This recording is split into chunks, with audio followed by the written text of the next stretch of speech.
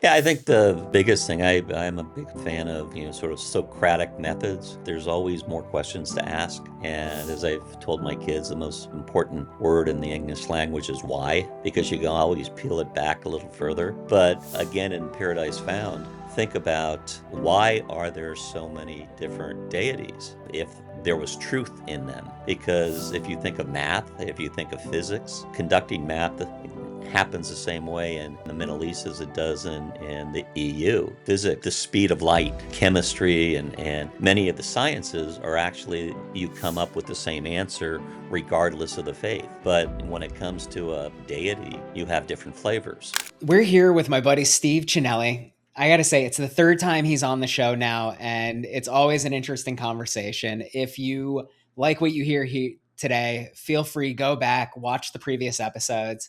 We've got some great conversations on how we see God and AI playing together. But today we're going to dive into some of Steve's books and then additionally see what we think is going to happen with the world in the next 10 years. So, Steve, once again, thank you for being on the show and really appreciate you being here today. No, it's always a pleasure, Don. I look forward to our conversations. Everything builds upon the last one, and you never know where where we'll take it. But it's all in good fun, and so I really appreciate being a part of your world. Absolutely, my friend. And it's the ADD that takes us everywhere.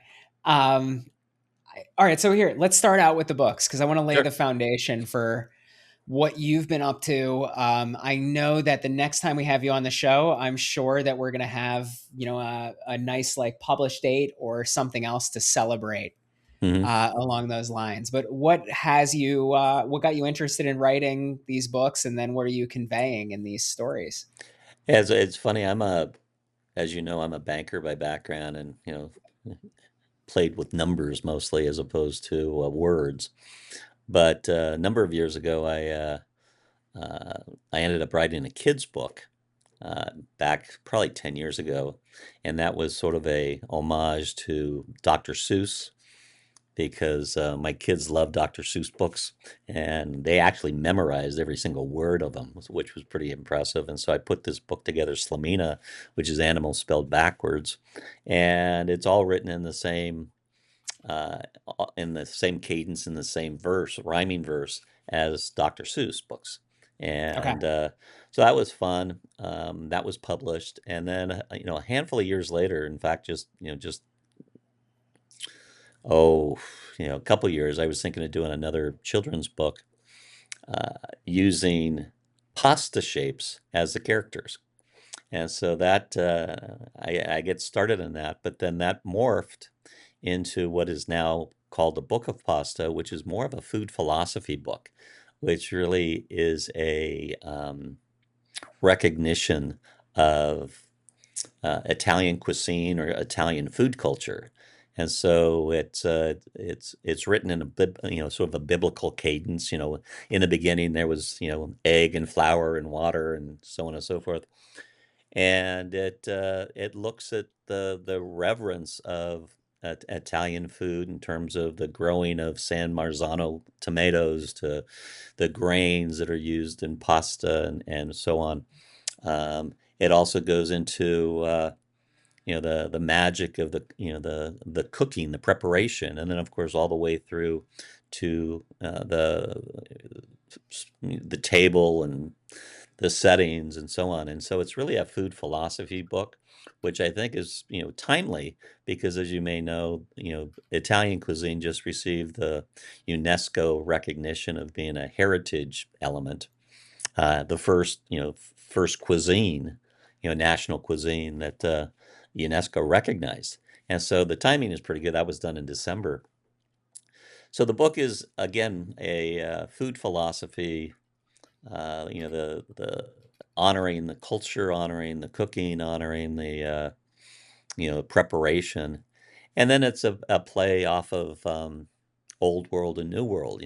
As you and I have chatted about AI's role in religion. Yeah, the same thing goes here. Is that I portray the nonna, the grandmother of the Italian, using her hands to make things. Everything's perfectly imperfect, as I call it. Whereas you have the younger generation looking at their iPad or the iPhone to come up with a recipe or something along those lines. So I have this friction between the old world and the new world, and we have some fun with it. And then I've got a couple of the chapters within the book that take heads of state, and they all surround themselves and have diplomacy around in the kitchen.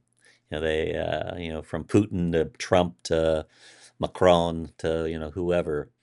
I have another sort of grouping of the Renaissance masters such as Da Vinci and Michelangelo and Donatello and Brunelleschi and so on, and they have fun comparing pasta recipes and whatnot, and so it's a hodgepodge of different things, but all of which is recognizing the beauty of natural materials, natural products, and and what what really makes us human. So that was a book of pasta, and then the other book that I'll segue into, as we've talked about religion before, is so I was born and raised Catholic. Went to Jesuit schools and whatnot, but I became intrigued with some of the other religions, the Abrahamic religions, the Judaism and Islam, but then also the Dharmic, the Hindu and Buddhist and some of the others. And so I put together a book, which I call Paradise Found, which is an inversion of John Milton's Paradise Lost. And Paradise Lost really says, Adam and Eve, they ate the forbidden fruit, they got kicked out of paradise, and so on and so forth.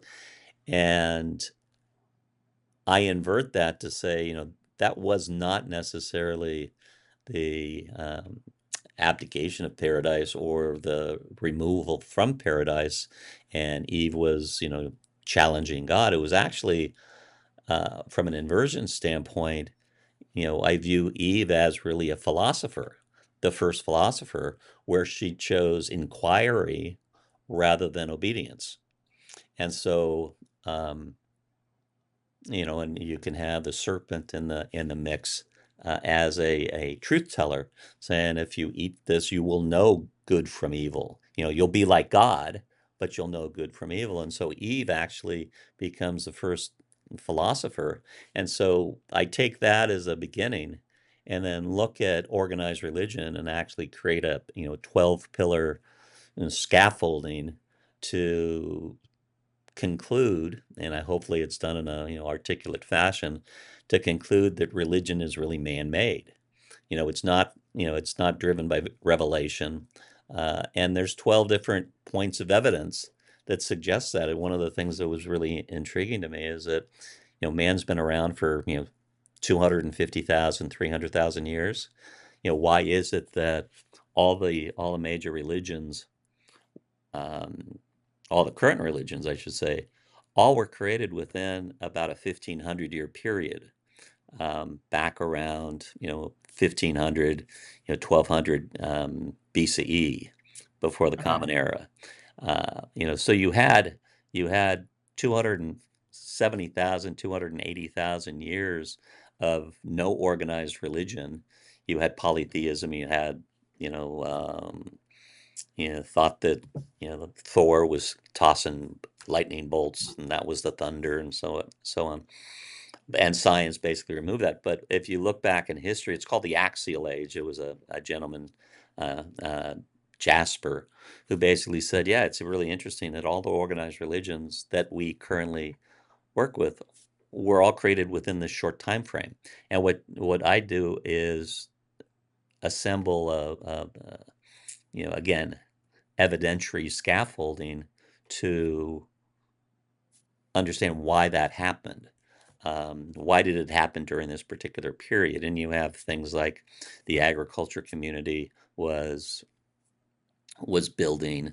Farmers used to be doing their own thing in terms of growing for their own crops, but then they became larger and they're bigger landowners, and so uh, government or the political system needed some mechanism for social control, and religion was actually that. And it's a really fascinating account. And then you go into, other things such as, all the holy books, whether they're the Bible, through the Gospels, or the Quran, or the Torah, is that they were all written, many, many, many moons after the events that took place. Yeah, The Gospels were written, 70 to 100 years after Jesus was on the earth.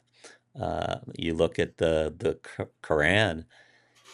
It was written, or I should say compiled, because just like the Gospel and the Council of Nicaea, where they pull together a bunch of books and say, we'll take this one, we'll not take this one. The Quran did the same thing. Is that it was 20 years after Muhammad passed on, and then the Hadiths, which are his words, that wasn't compiled until 200 years after his death. And so you start interesting. looking at when these books were written. You look at the commonality of the books. You look at how the Quran took advantage of some of the content within the Torah and the Bible and stuff. There's a lot of, whether it's called plagiarism or borrowing from others, but you can come to the conclusion that the holy books, and those religion and that dogma was really man-made for social control, for actually an economic model, because you have the tithing, you had the contributions, remember during the Renaissance, the indulgences that were paid, which actually paid for much of the art during the Renaissance. Well, Uh, do you think that? Well, here, let me try to see if I can Sure. phrase this in a way that's.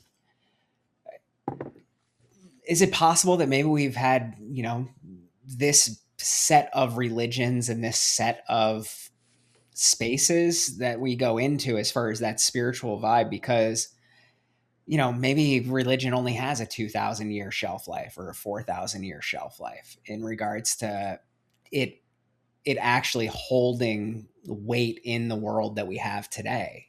Um, you gotta, because I could imagine, and like let's even take the Eastern Mhm.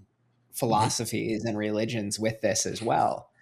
We've mostly focused on the Abrahamic, but if you take the Eastern, they go back to, I think Taoism is around 6,000 BC Mhm. or somewhere around there. I know the I Ching comes from that dynasty, that time period as well. Um, but like the thought process of how somebody sees themselves in the Eastern culture is very different from how we see ourselves in the Western culture. Sure.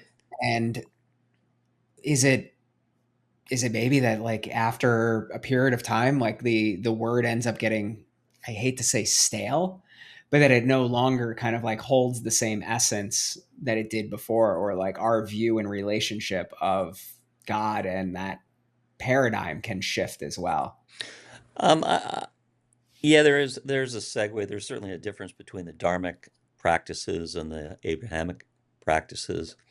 But remember, uh, one of the things that led to the proliferation of the existing religions was the introduction of writing. You know, if you look at way back when, the stories of deities and spirits and this and that were all conveyed by way of oral oral transmission. And so, stories would change because of the oral, it's like telling a joke, and you tell the joke, 5 times along, and by the time it gets to the last party, it's a completely different joke.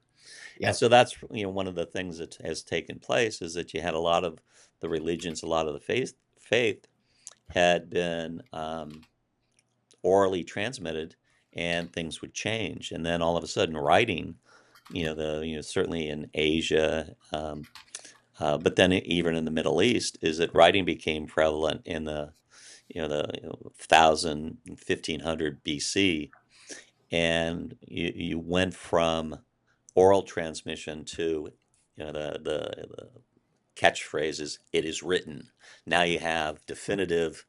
This is the rule out. You can't make any changes, and of course, the powers to be, literally political powers or the governing powers, they use religion as, this is authorized by God. We're God's soldiers, and everything we do is under the name because it is written. And so that changed things. But there are also stories, as we talk about the Gospels and the Quran. They were written many, many years after the actual events that were reported. And you could tell stories. You could talk about miracles. You can do everything. But one of the other pillars that I have is that uh, it's interesting, and this again underscores why I think that these holy books and these religions are man-made. Is that in none of the books does the supreme being have knowledge that predates the Bronze Age or postdates it. If you think about it, it's all just what man knew during that time. If if Yeah. if God was omniscient, wouldn't he have brought up that, yeah, there were a bunch of big animals, 160 billion years ago, that nothing was set, nothing was stated there. Or you think about, the introduction of germ theory, Louis Pasteur, or knowing that the world actually was circulating the sun as opposed to the everything circulating, running around the earth. So there's no there's a knowledge ceiling, which is very evident, is that all the holy books know just what was going on during that time, as opposed to understanding the past, understanding the future. So that's sort of another thing that you wonder about, is that, were these all man, hand, Well, human and scribed? it's kind of interesting. I mean, like we've had this conversation before as far as like my fun with the mystic, Hmm. right? Like there is that path of the religious experience that goes not so much to the word that's in the Bible, but to the experience. But and my favorite kind of quote is like, on one side you have the fundamentalists, on the other side you have the mystics, and like you put a bunch of fundamentalists in the room together, and they'll argue about the meaning of the word, Hmm.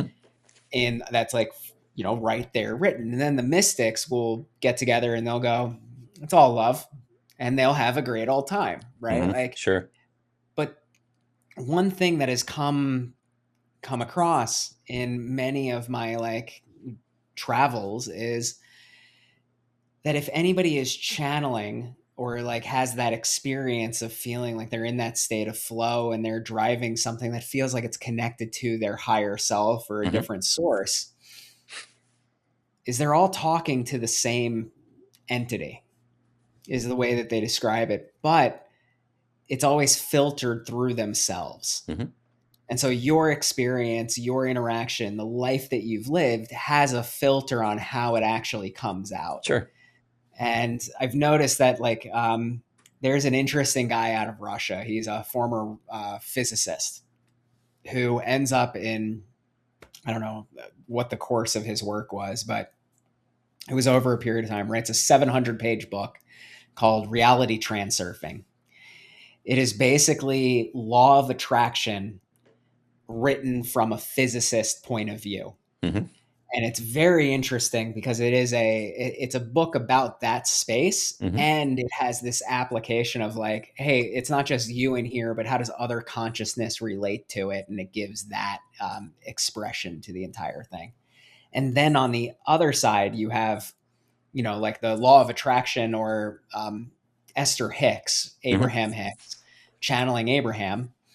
And the perspective that it comes from is um, I can't remember what Esther's background is, but she has like a very California book publisher type of mentality to how she goes about like describing essentially the same practices and same kind of things. But like from one side, you get the physicist, the other side, you get the person who has been in the business world and as a publisher and kind of like that expression.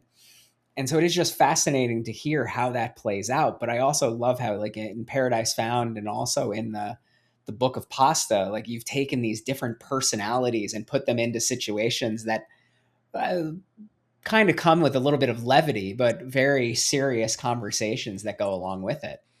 Yeah, I think the biggest thing I'm a big fan of, sort of Socratic methods, is that there's always more questions to ask. And as I've told my kids, the most important word in the English language is why, because you can always peel it back a little further. But, again, in Paradise Found, uh, think about why are there so many different deities? If there was truth in them. Because if you think of math, if you think of physics, conducting math happens the same way in the Middle East as it does in the EU. Physics, uh, uh, the speed of light, the chemistry and many of the sciences are actually you come up with the same answer regardless of the faith. But when Yeah. it comes to a deity, you have different flavors. And that's the thing that's sort of interesting. Again, that sort of goes to the point where, if there was a single deity, why wouldn't everybody be subscribed to the same belief, the same orthodoxy, as opposed to the variations? And the other thing too is that, and I know that there were a number of folks that have raised this, but think about the biggest, the biggest reason why you believe in a specific faith really has nothing to do with your belief system. It's where you're born. If Yeah. you're born in the Middle East, you're likely to be Muslim. If you're born in the West, it's Christian. If you're, born in the East, and so your belief system really maps to where you were born as opposed to your faith. One question I have is that if in fact religions were not introduced until the age of reason, till you're 15, 16, 17, would people follow the same faith that they're now practicing? Don't have all the faiths. And one of the examples, which is interesting, is Nazi Germany, the Concordat, and during Hitler's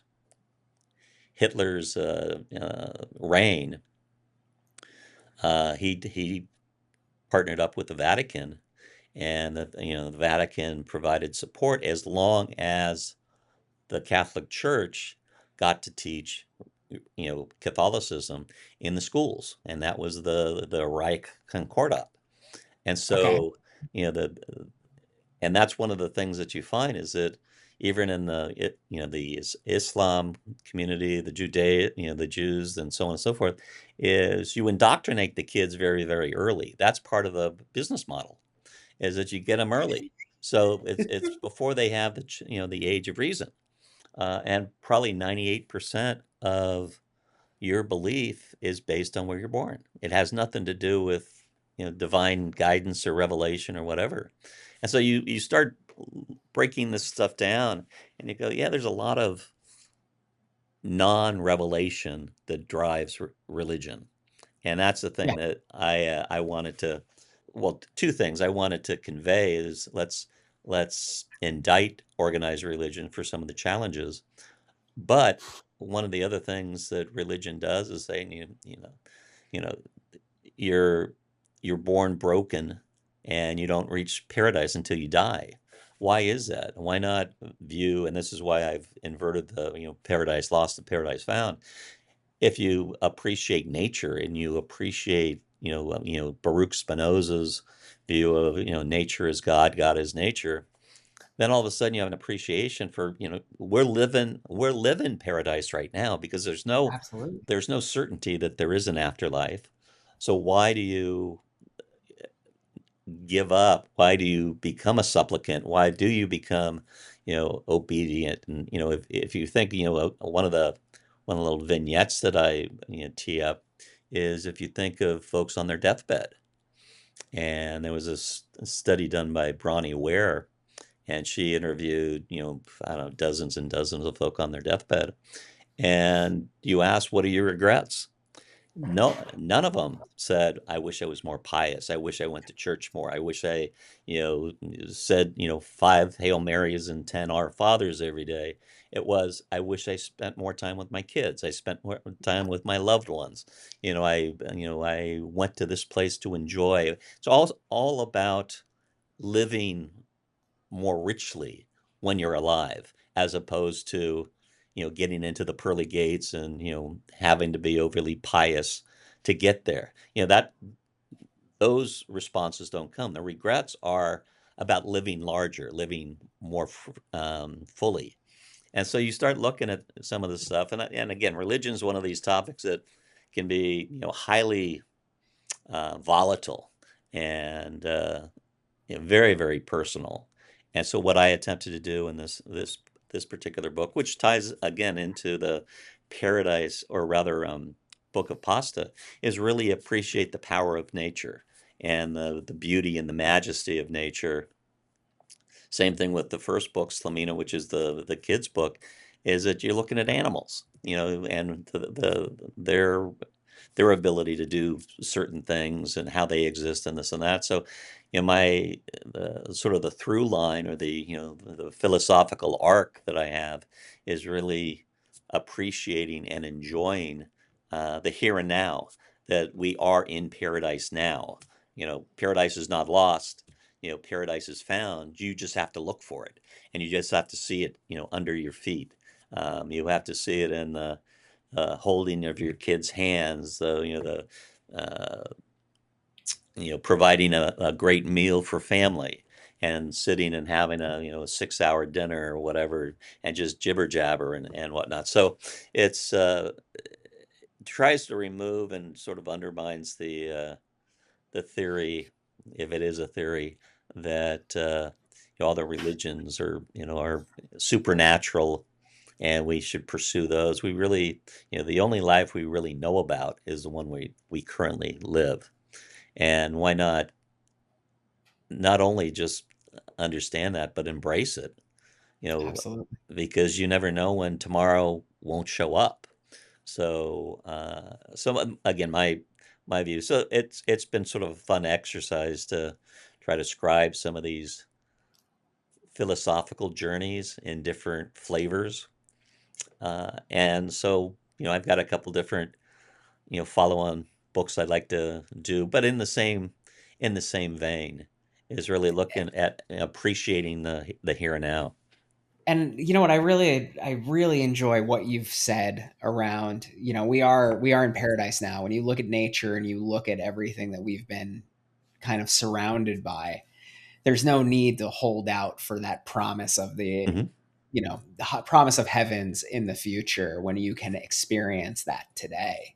Hmm. um, and nature is such a good teacher in that regard. Like, you walk through the forest, you see the trees going every which way Hmm. and doing what they've done just to touch the light. And like, the more that we understand about nature, the more we see that, trees aren't really competing for light. They're kind of coordinating with Hmm. themselves, and they're a Sure. very cooperative environment when it comes down to it. And like, we look at the mycelium in the That's right. ground that is actually conveying information between plants and moving nutrients, and like, the economy of a forest is beautiful in Hmm. that regard. And like, there's so much that we can just behold here.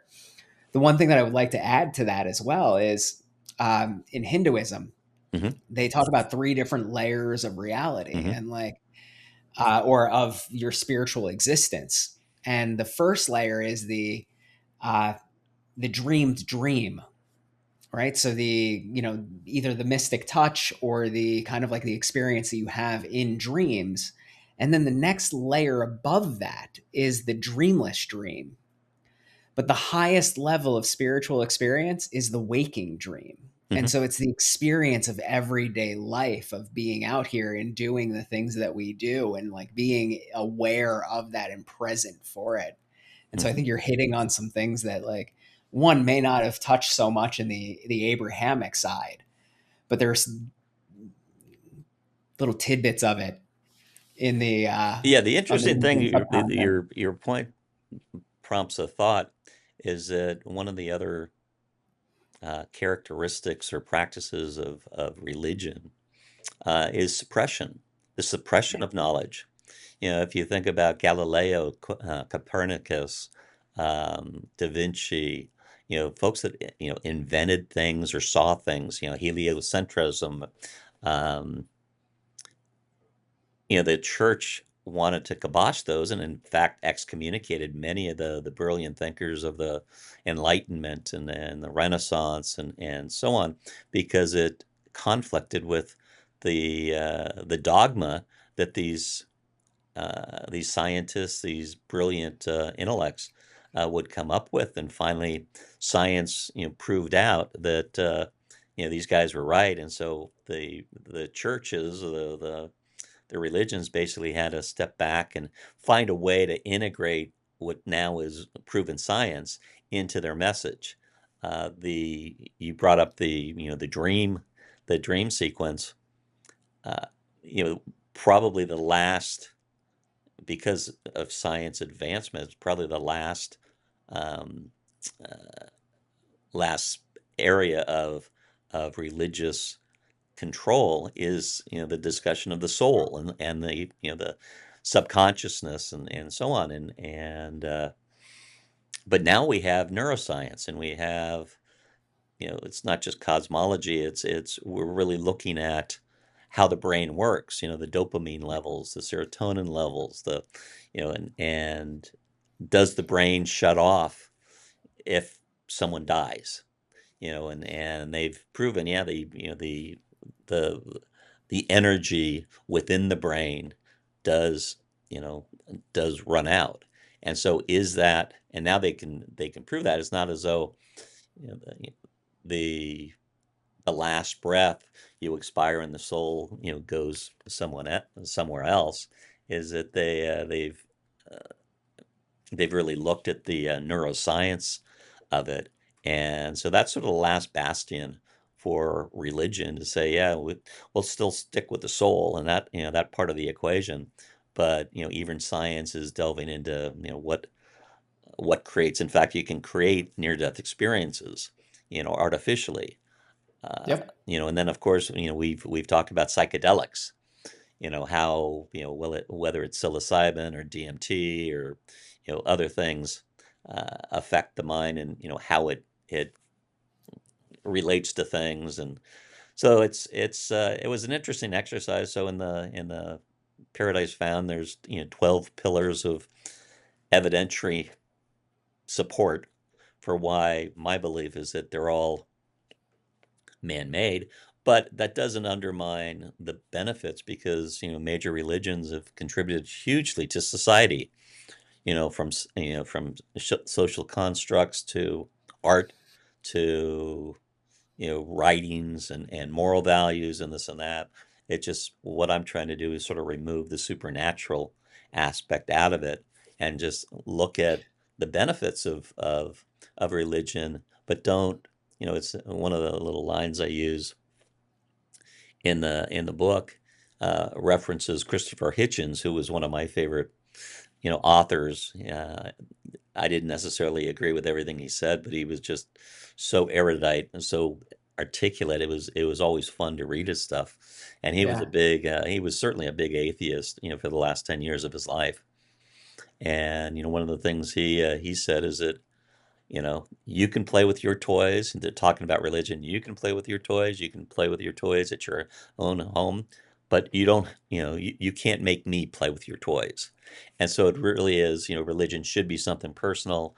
It's not something that should be imposed on someone else. But of course, all the major religions, their desire is to recruit, is to expand the flock.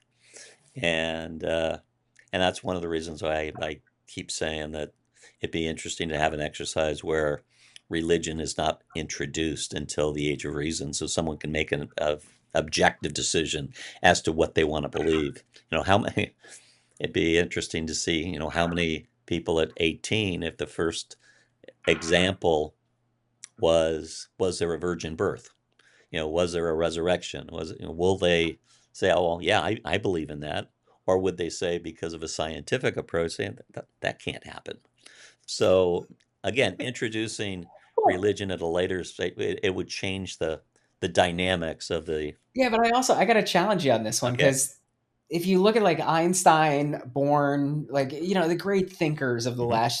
last century, I can't remember which one it was, but one of them said, when you first drink from the cup of science, you reject God, but when you get down to the last sip, you see that he was there all the time. And I'm paraphrasing in a Hmm. very poor way, but it kind of, I've always looked at science even when I was in my atheist period as, that kind of like the discovery of the unknown. Hmm. And there's always going to be an unknown question Oh, that sure. needs an answer. And so like you could see God in those spaces. Like it's almost like the mirror is reflecting back to you there and you're trying to peer in and find it. And I think that's why some of the language and the parables, like they may have worked, 2000 years ago, but they kind of like lose weight in a more scientifically advanced society. And additionally, if you look at like what you're saying here with religion being that like control point and kind of like our belief systems are kind of put into us at an early age, we kind of just adopt what we've grown up with. Is it time to take a step back and really look at that relationship that we have with those belief systems? And I guess what I would say is or at least the scientific mind wouldn't immediately reject the virgin birth, but would start to ask a lot of questions about it from a very skeptical kind of mind. Well, there's, the virgin birth, and that's parthenogenesis, which Yeah. means that you can the male and the female come together, without the act or whatever, but a single maternal party can birth their own baby. Uh, Wow. it's interesting you brought up Einstein. Einstein was a fan of, he was asked, do you believe in God? And he says, I believe in Spinoza's God, which again goes back to the comment, God, God is nature, nature is God. And so, Yeah. yeah, there's, the intricacies of how things are made, the interactions between, you say, trees and mycelium. Yeah, there's a magic there, and there's certain things that you can scientifically go back, but there is a first principle. There's a first element, but I guess my point is that we constantly come up with a scientific solution. Yes. And that's the thing, is that it's, again, it goes back to, Socrates, ask more questions and so on and so forth. Um, so again, my challenge is, do the faith, do the practices, the protocols of religion actually contribute to a better society? That's a question. You can look at the secular countries, such as the Scandinavian countries. Um, I think in Norway, Sweden, and whatnot, you have Denmark. You know, probably 60%, 70% would be construed as either agnostic or secular, as opposed to religious. And what you find is their their social progress is better, lower death rates, or lower crime rates, um, improved health, so on and so forth. So there's a number of studies that show the difference between religious, you know, communities versus the secular communities. And so you can say, yeah, it's happenstance, but there's some research, and all I'm asking is people to ask the questions. Yes. I try to identify questions that maybe aren't being asked, and then come away saying, and it's not I'd say a full indictment of religion, because there's a lot of good things in religion, across all of them.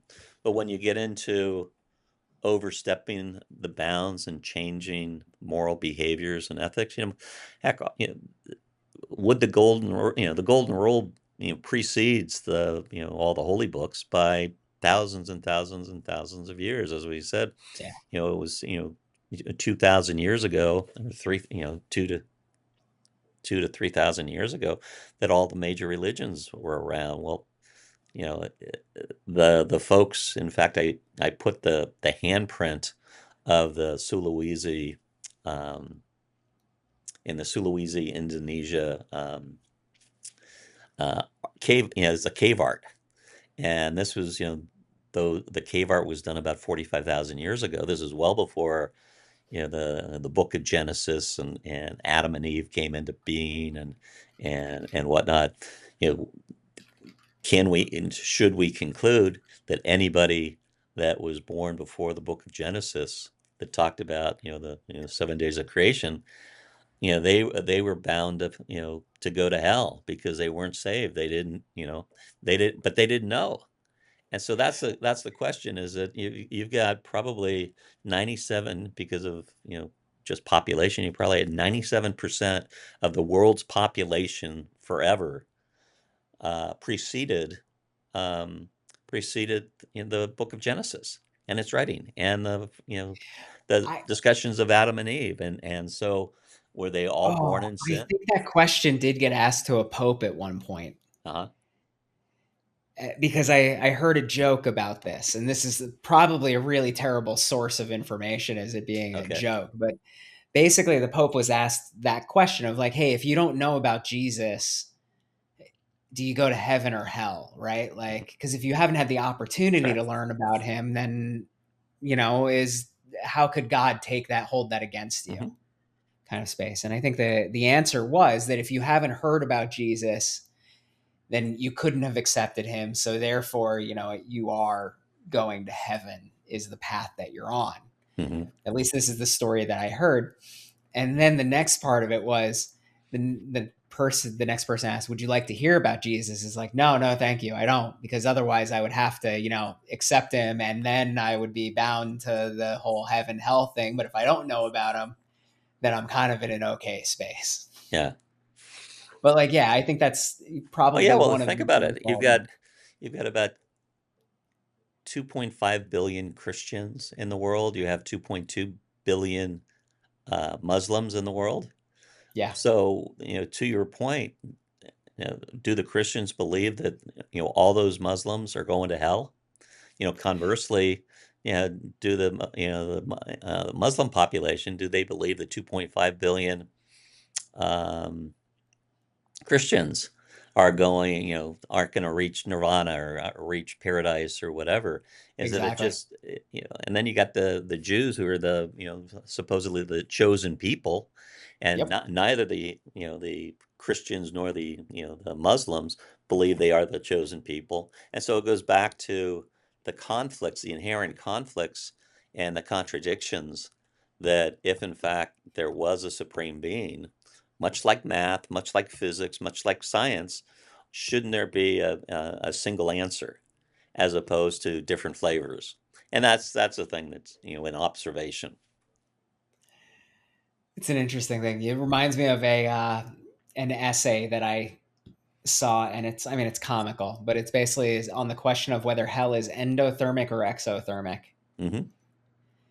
and it comes down to basically that uh, this guy asked for this girl's number, and she said when hell freezes over, and he says since hell hasn't frozen over, then it must be X. Uh, But he outlined the whole concept of the population of hell is growing because of what you hmm. outlined as well. In that, what major religions both see each other as, if you don't follow this, then you're going to hell, and That's right. therefore everybody is going to hell. So the population of hell continues to grow. And therefore, if hell is either kept at a constant size or volume, then that means that you would be building up heat. And if it was growing faster than the population, you would end up freezing over. But an interesting space. Now, I do want to take almost a 180 on the conversation for a little bit Sure.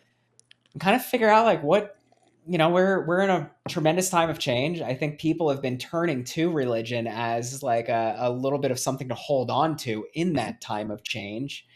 And we are at a technology forefront. And like I can tell you, in the last 2 months, even being on the like edge of this technology, there has been a lot of innovation that is coming about to really push it forward. So where do you see us being in 10 years from now, when 2036?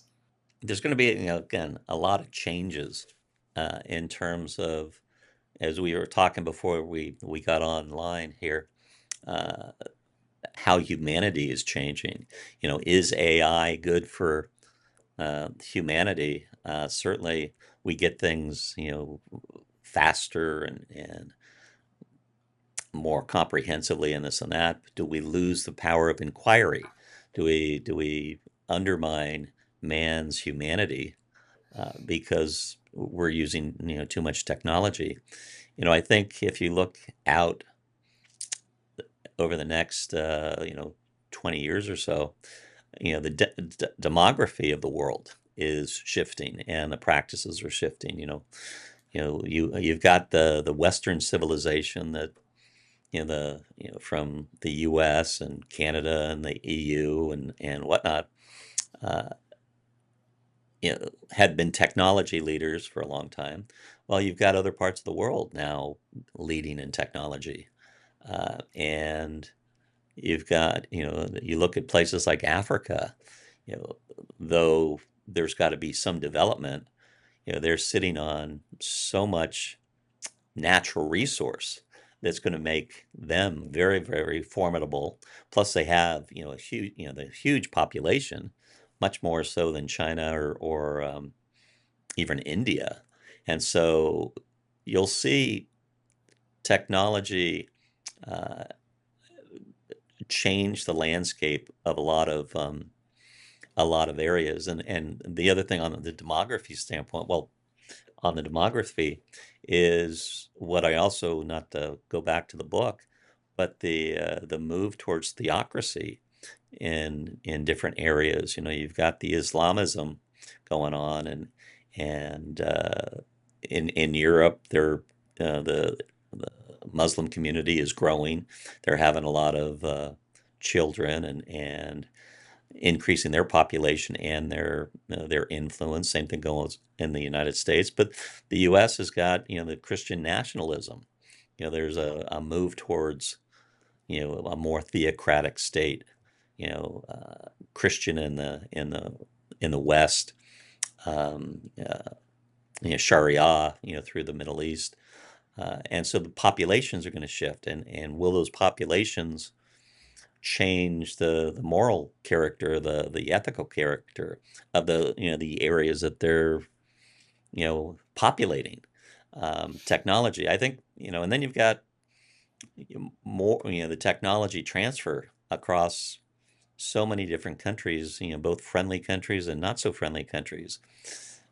Will someone be crazy enough to launch something that really changes the dynamics?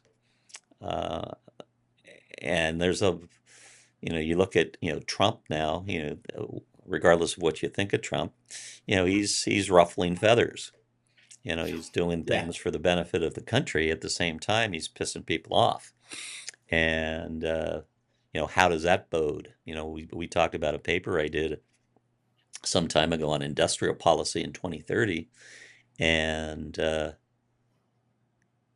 my view, given what's going on internationally, is the U.S.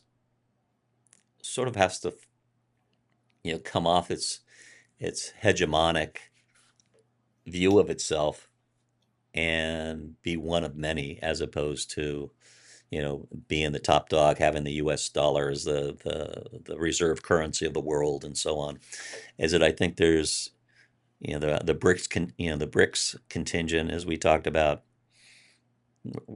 probably has a GDP of 60 to 70% more than the U.S.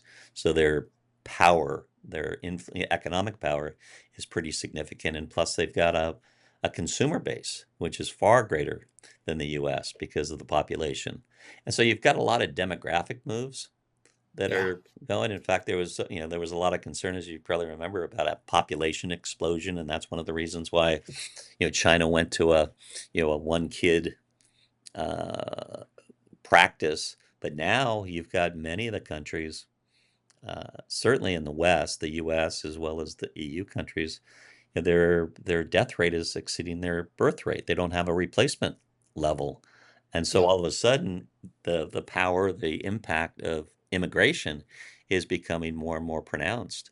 And will that shift the sort of the And makeup? it's a really interesting kind of paradigm that we have here, right? Where population rate or the birth rates are dropping Hmm. across all developed worlds.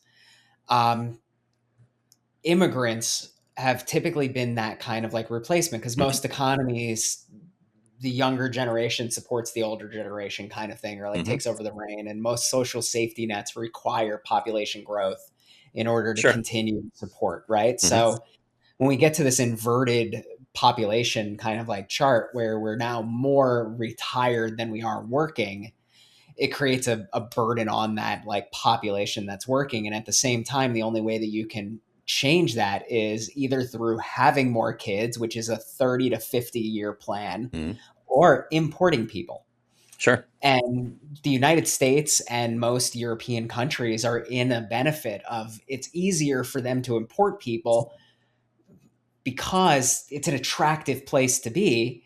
But then the population that's already there is kind of like, how much change is good change versus how much change is like detrimental to the society that you've created. Yeah, one of the that is a really good point. One of the little blurbs I have in one of the books is called the Popper's Paradox. And what that refers to is that the Western pluralism, the West welcoming all sorts of colors and creeds and belief systems and this and that. The paradox through Mr. Popper, Dr. Popper, is that the tolerance, the tolerant societies, if they welcome those that are intolerant as Yeah. part of the tolerance, then you lose tolerance because Yep. the intolerant will take over. And we see that, as we talked about before, the Christian nationalism in the West, Islamism is, these incoming immigrants, they don't necessarily want to assimilate into the culture that they just moved into. In fact, they want to create their own little fiefdom using their own legal system, Sharia or whatever, and so that becomes an issue, and we're seeing that in the West or in Europe, certainly in France, and Giorgia Meloni in Italy, fortunately, is putting a kibosh on that. But Germany's been affected, the UK's been affected. Um, so yeah, but I absolutely agree. One of the concerns I have in terms of just from a business standpoint is it's not just the replacement of the birth rate, but it's the replacement of or the sustaining of certain industries. One of the big challenges in the U.S. as well as in Europe is the aging of the farm community. Yeah. Many of the farmers, farms, family farms in the United States contribute about 90% of the food stock. And most of these family farms are, fourth generation, fifth generation, and you've got a new generation that basically wants to go into the cities for their job. And there's a lot of family farms that there's no one to continue. The aging of the farmers, I think in the United States, the average farmer is about 60 years old. The same thing in Yep. Europe.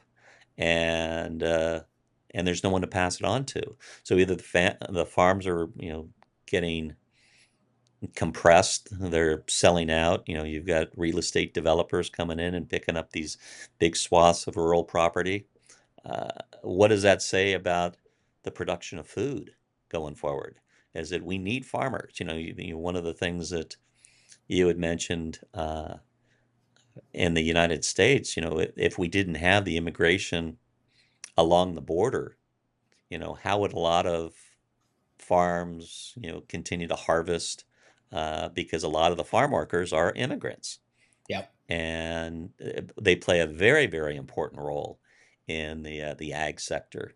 Well, if we put a kibosh on that, you have a lot of people in America saying, we're not going to go do this, we're not going to go do that. Well, it becomes problematic, and now you've got the age issue with the farms, with the farmers and the farming families.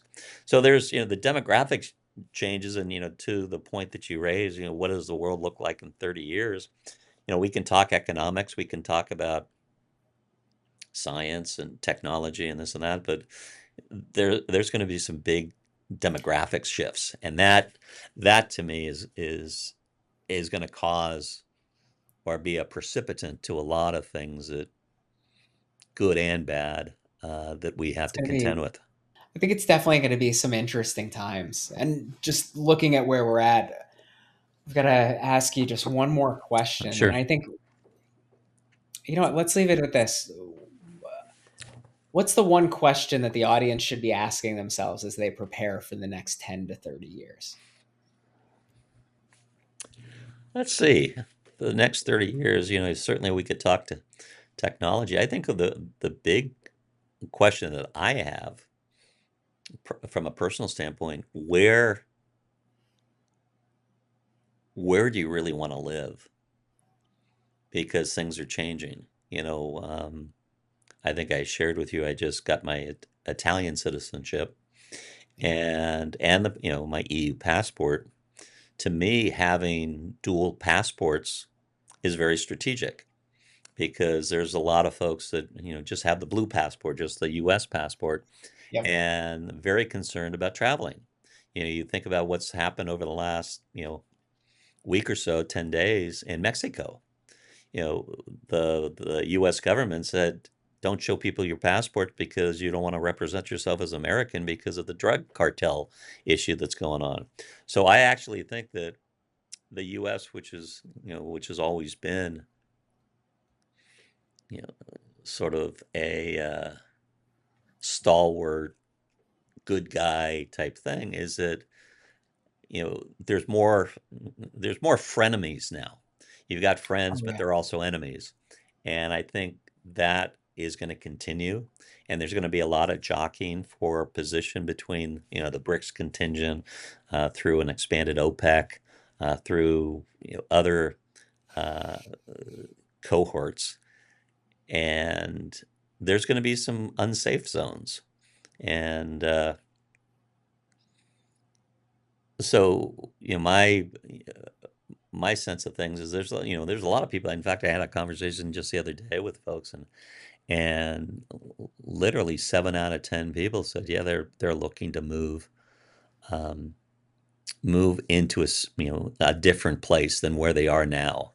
We're seeing Okay. we're seeing this just in the United States. A lot of people moving out of California, moving out of New York because of tax situations. Well, it's causing a move. But then you Yeah. have folks, you had a lot of these celebrities, moving out of the United States because of Trump. Um, but then you have, I think, you look at what's motivating people to move from where they are to someplace else, and I think that the transition is going to be interesting, because you've got, again, technology transfers that are emboldening and building capacity in different parts of the world, in Africa and other places. And I think that a question is, where where does one want to really be? I've got two kids living in Europe right now. They're doing great, and probably the third one's going to be over in Europe before long. But so I think that what'll change, I think the demographics are going to change, and I think Yeah. that's going to precipitate a whole bunch of different things. Trade, it's going to facilitate, the whole religion thing, the whole theocratic thing, that we Yep. talked about is happening right now. And things are happening at, think So about I got to the. say, I think that's a fascinating question to ask. And I do want to, I want to leave some of the imagination up Sure. to our viewers as well and the Mhm. audience to see what they come up with, because I would love to hear back from them around how that hits, where their thoughts are on where they want to be, Hmm. and how else they can kind of continue. So once again, Steve, I want to thank you for the time you've taken today, and Oh no, also it's just all to good share fun. yourself as Thank you, well. Don. No No, this is problem. this is great. This is great. Um, but yeah, leave it with a number of questions, and have people come back, and Exactly. yeah.